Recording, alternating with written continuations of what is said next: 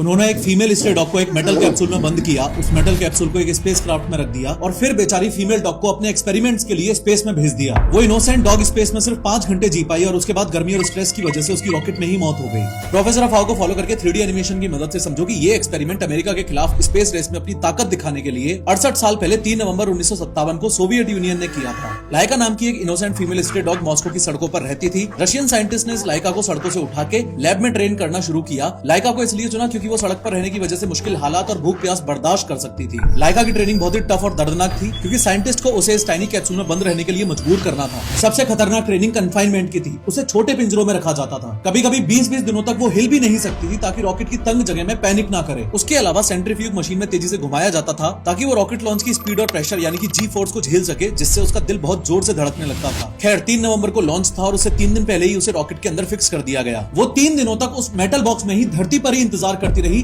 जब तक रॉकेट उड़ा नहीं। लोगों को लगा कि लाइका कुछ दिन जिंदा रहेगी और वापस लाई जाएगी, पर असल में ये मिशन वन वे था। मतलब लाइका को वापस लाने का कोई प्लान था ही नहीं। 3 नवंबर को लॉन्च हुआ। स्पुतनिक 2 स्पेसक्राफ्ट ने अर्थ के 3 चक्कर पूरे कर लिए, पर चौथे चक्कर के दौरान कैप्सूल के अंदर गर्मी इतनी ज्यादा बढ़ गई कि लाइका सर्वाइव ही नहीं कर पाई और लॉन्च होने के लगभग 5 से 7 घंटे के बाद लाइका की स्पेस में ही मौत हो गई।